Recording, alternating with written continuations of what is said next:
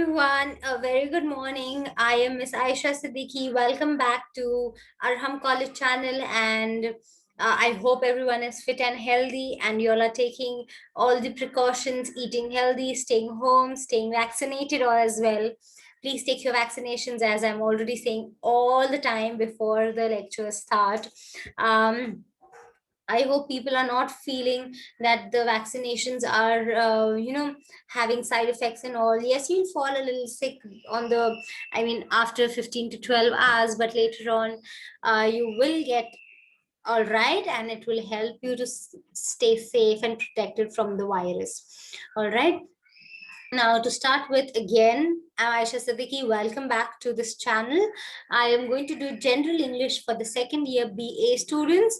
We are on the 4th semester and we have already done syntax. That is chapter number 5, wherein I did 2 classes for syntax. The first one was the introduction of syntax, and the second class was for the verb, the phrase structure rules, wherein all the phrase structure rules I divided and I explained why and where it is used and how it is used to build up a sentence. I hope you all have understood till now, because I cannot move ahead if the basic is still not completed. So I hope this was clear. If there's any issues or you've not understood it, please go back to the channel and watch the videos based on these 2 classes, and you will understand it properly if you do not understand it for the first time. And the students who have not watched those videos and jumped up directly to this video, it is a kind request, first watch those videos and then you watch this video, because it will not help you. This video will not help you if you do not know the basics. So if you have seen that, that is how you will go ahead and learn about these ones. All right, so today we'll start with a new chapter, and sorry, not with a new chapter, we are on chapter number 5, that is syntax, and I'm going to move ahead, that is after the phrase structure rules, and the topic is clauses.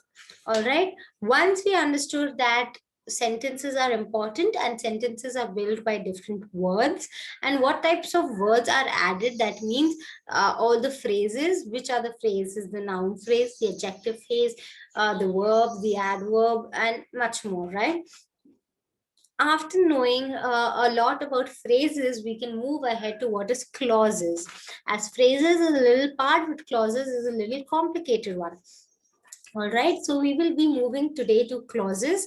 We will see what do you mean by clause, why it is required in a sentence, and what are the uses of it.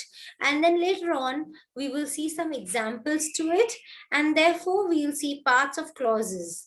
All right, maybe parts of clauses will not be able to complete in this class, and then I'll take another class for it.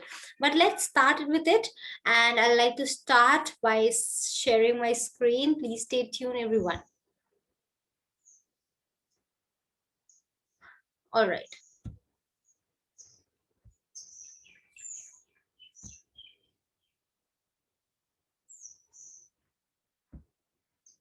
Okay. Now we are on clauses. Let's go. You can see Wikipedia here. So a little bit of common knowledge that we'll gain for clauses, and then we'll move ahead to a more specific knowledge that is in the book. All right. Now, in language, a clause is a constituent that links a semantic, that means a word to another word, to form a sentence. A typical clause consists of a subject and a predicate. What is a clause? It has 2 things in it, subject, predicate. All right. The later typically a verb phrase, a verb with any object and other modifiers to it. That means a sentence is built up with a subject, that means the main topic. Then a predicate, that is a helping one to the main topic. Then you can say an action to it, a verb, and then many more modifiers, adverb or adjectives, all of that.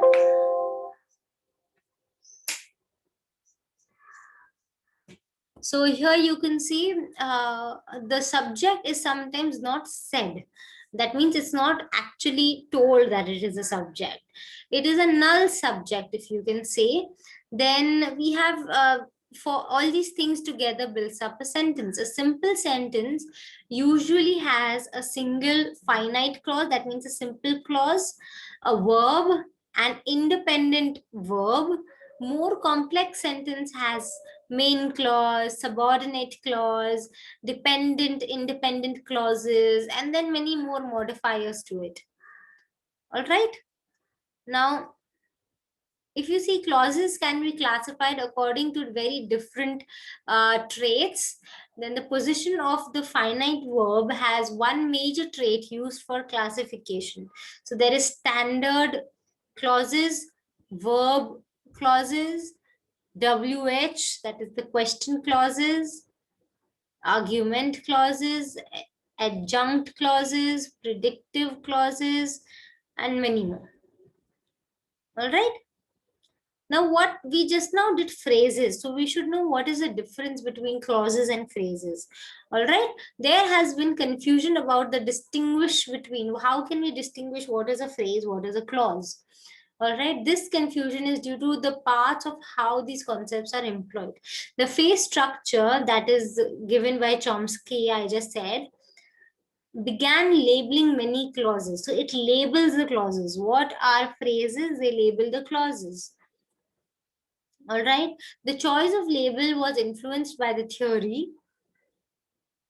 This use of label should not, however, be confused with the actual syntax. All right. The more traditional understanding of clauses and phrases maintains that phrases are not clauses, of course. They are just naming of clauses, and clauses are not phrases. They are very similar, but they're not the same. All right. So this was just the basic of clauses. Let's go ahead and see much more important about clauses. So this is a small PPT here. I hope this PPT is visible for all the students. What is a clause? Okay, so from the beginning, a clause is a group of words that contains a subject, a predicate, and functioning as a member of sentence. So that means it has a subject, the main subject. All right. Now, if I can say subject and predicate, if I say Ria, now Ria has a cat in her house. All right. So Ria is the main subject. All right.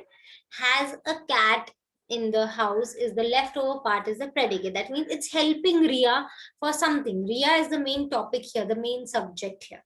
All right. Now a clause is the smallest grammatical unit that contains of a subject and a predicate that can or cannot express a complete idea though through it. All right. So clause is small, phrase is big. All right. So but clause is used for naming the full phrase, and a subject and predicate is required. Clauses is subject and predicate. Just remember these two words. Now there are two kinds of clauses. That is the main clause and the subordinate clause. The main clause is also known as the independent clause, and the subordinate clause is known as the dependent clause. All right. Now, the main clause is a clause that can stand alone, independent, right? A normal person who's independent, he can stand or stay alone.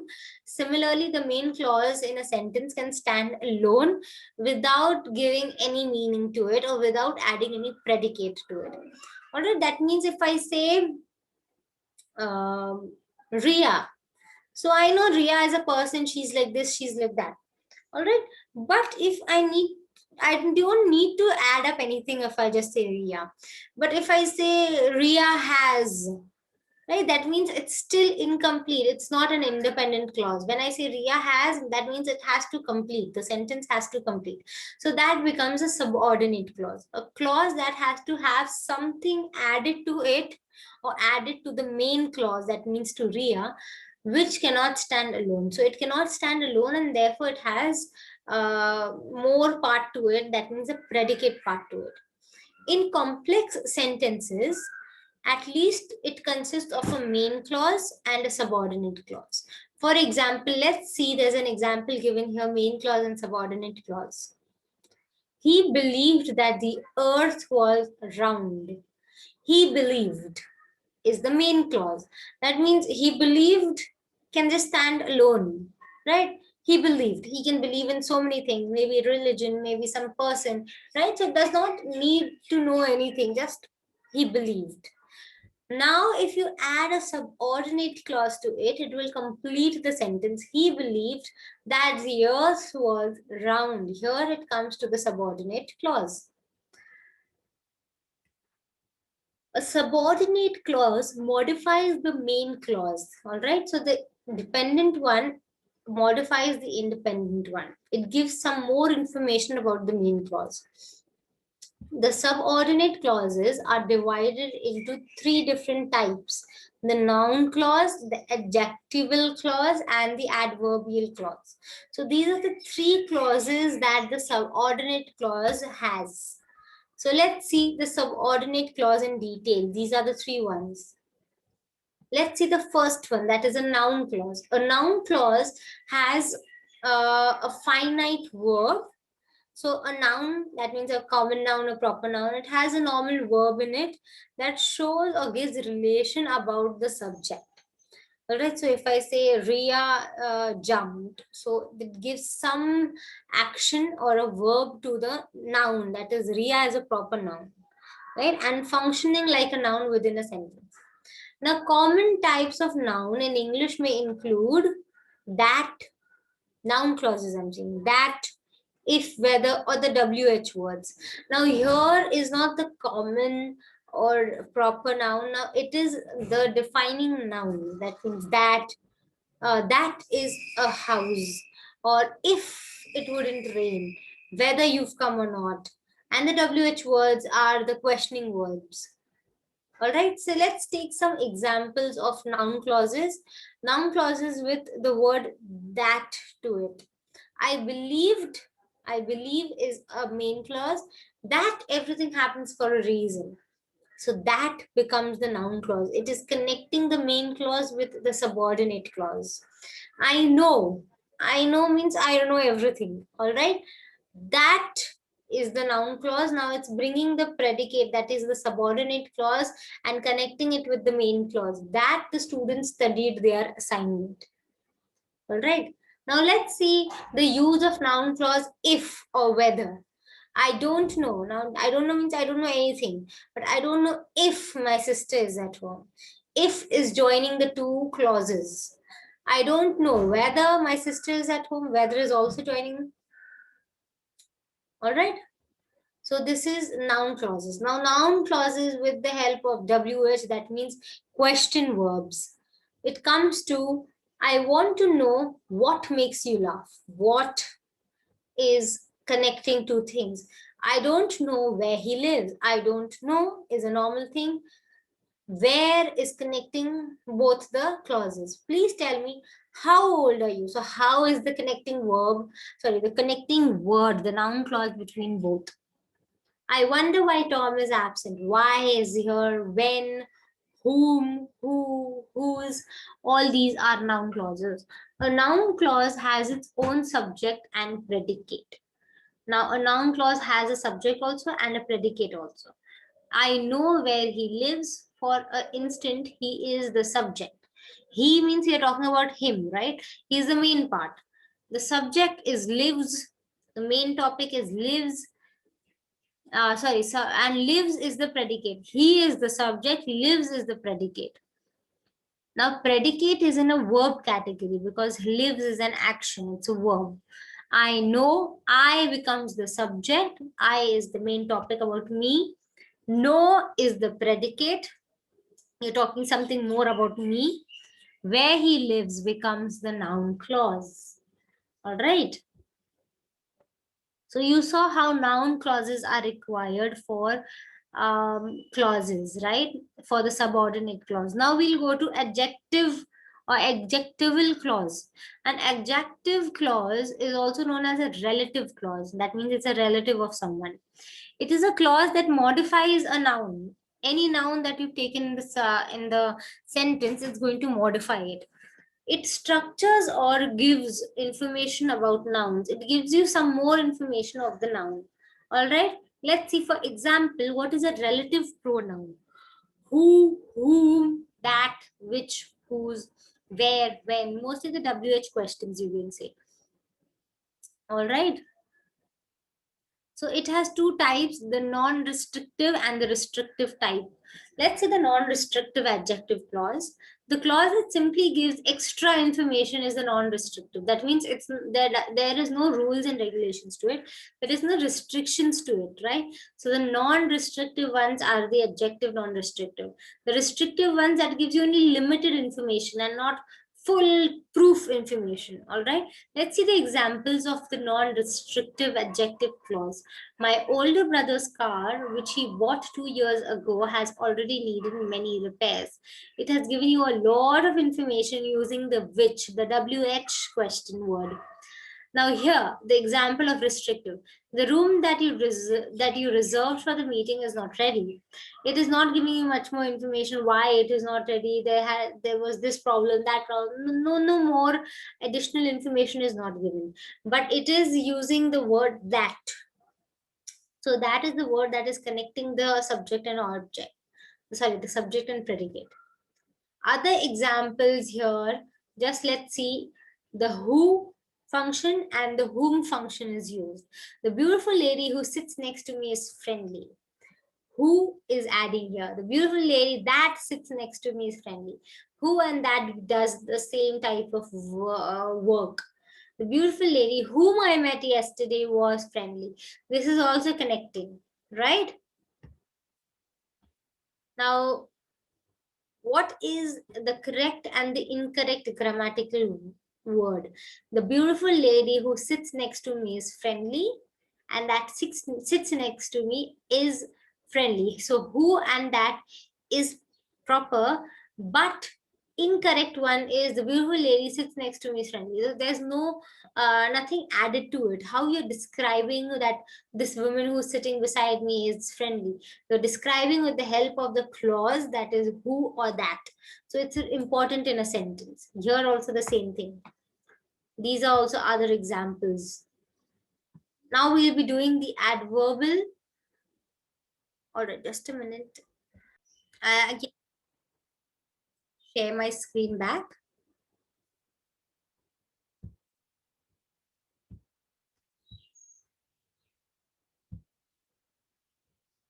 All right.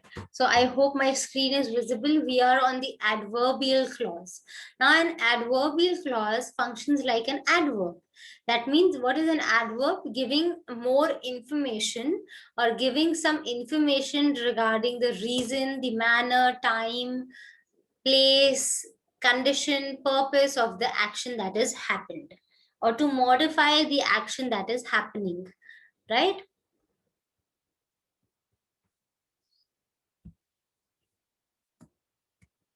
So let's see some examples of adverbial clause. I did this work. This becomes the subject. Because is the adverbial clause added.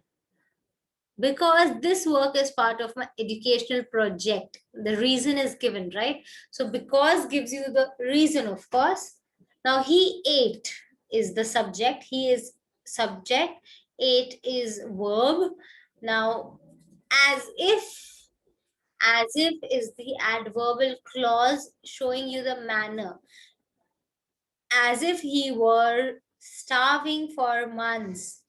Now, as if is showing you the manner. He grabbed it like that, and he's eaten it. So that is the manner. Before you go, bring me some water. So here, before is a time of phrase shown, right? Now here, adverbial clause is before, and it's giving you more information that he's going to go, that person is going to go, and he has to give little water before he goes, right? Now put it where you can see it. That means a place is being referred. Where is the adverbial clause? Even though we treat her kindly, she's suspicious of us. A concession, that means something information. Even though is the adverbial clause. Unless you study hard, you will fail in this exam. And there's a condition. If you're going to study, then you're going to pass. Right? So what is the word or the adverbial clause used for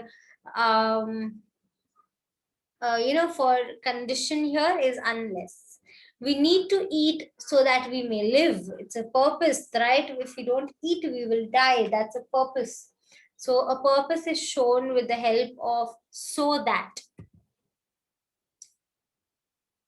Now here you can see that clauses are divided into main. It's a full mind map. With this mind map, you will understand the full structure of clauses and why clauses are used for what. All right. In detailing. So if you see in your book also, all the subject, object, everything is used here. Okay, let's see. A clause is been divided into two parts: the main clause, that is the independent clause, and the subordinate clause, that is the dependent clause. All right. Now the subordinate clause is divided by three parts: the noun clause, the adjectival clause, that is also known as the relative clause, and the adverbial clause. All right. Now the noun clause is then divided into three parts: that, if, whether, or wh. Noun always has that, if, or whether, or wh. Adjectives has the restrictive adjective, that means showing in relation to too much information or not that much, non-restrictive clause. Adverbial clause gives you a lot of information about the verb, that is with the help of reason, manner, time, place, concession, condition, purpose. All of these things are used while it gives you information about any clauses. So noun, adverbial, and adjectival. All right. All this is going to help you to know your clauses. I hope this was understood.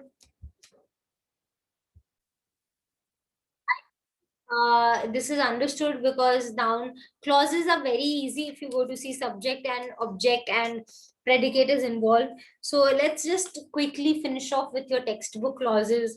Till now, we have been discussing the structure of parts, that means the phrases of sentences, but not the structure of the whole sentence, right? So a clause is a unit of language. That means it's a small part of language that is used to the noun phrase, the verb phrase, the adjective phrase, the adverb phrase, and to make up a whole sentence. All right. Then all clauses do not appear as independent ones. So we already saw that there is independent and then there is dependent. The main clause and the subordinate clause is the main and the independent. The main independent clause is the main clause. The subordinate clause is the extra clause, right? You can say the dependent one. Sometimes we find clauses embedded inside another clause. For example, John said that Rahim has lost his pen. In an indirect way, the sentence is said, and in order, you will have more detailing of it. You will notice that the clause, which was an independent sentence above, is now used as a part of a larger sentence appearing inside the larger clause, which is constituted by the whole sentence. All right. Other examples are if, whether, who, when, because, that. We all saw in detailing where all this is used in the PPT that I showed it to you. Now, we need now to understand how embedded clauses are introduced into larger sentences.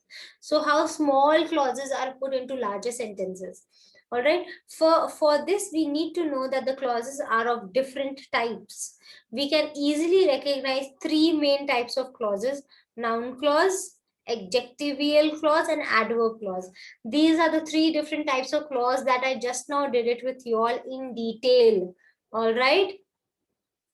Thus, noun phrases will always help you to have a noun, if anything else. Verb phrases will help you to show you about the verb and the adverbs. That is, whether a clause is a noun clause or an adjective clause or an adverb clause, it is made up of nouns. So everything all together goes up to nouns. All right, so we did noun phrase, right? NP, noun phrase. So clause is a small unit of the noun phrase, you can say. All right. Now, embedded clauses are classified on the basis of the function. A clause that functions like a noun phrase is a noun clause. The one that functions like an adjective phrase is an adjective clause, and the one that has like an adverb is an adverb clause. For of course, that's a common sense language. All right. Among all the sentences, you see, when asking the right question always gives you the correct answer. All right. The tall boy came late to class. The tall boy. Who? The tall boy. So who is the question added here? So it is also mostly in the question form that we did, right?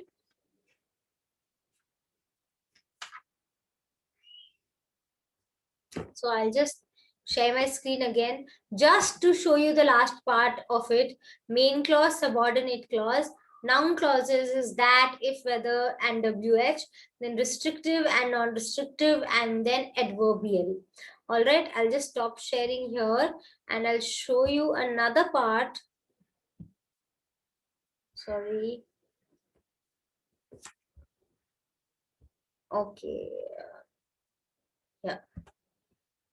So this was the PPT that I shared with you all. You can also go to the slideshare.net to see this PPT. It is available there. Now, clauses and their parts. The clause is a central, we're just doing the basics already.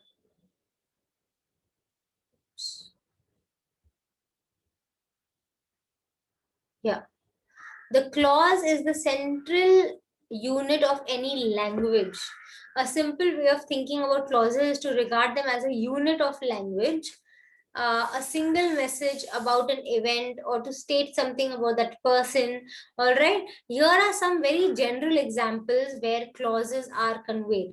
Somebody did something at a certain time. Somebody did something to someone else. So all these answers are added as clauses. Something was the case at certain time. Something happened for a certain reason. Something has a certain property, right? So clauses are of different types. We will be doing each type of clauses here in detail in the coming class. You can say that word as parts of clauses. All right. Parts of clauses. So if you see here,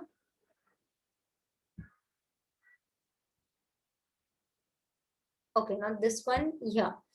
It is predicate verb, subject, direct object, indirect object, subject predictive, object predictive, adverbial. All right. So predicate verb, subject, object as O, predictives as P, adverbials. So this is the whole part. That is a new part, and I do not want you to confuse the previous part that we did here. And therefore, I'll finish off this class. We just did about the clauses, the basics of clauses, why it is used, where it is used, the different points of clauses, and how clauses are divided into main clause, the subordinate clause. All right, this is done in this class. In the coming class, we will be doing parts of clauses, the predictive, the object, the subject verb, the subject object. All right, all these parts of clauses will be done in the coming classes. I hope this is understood till here. In order to go ahead, you need to first understand what we've done till here, and then we can move ahead. For now, thank you very much, students. Take care of yourself, of your health. Stay home, stay safe, and please get yourself vaccinated.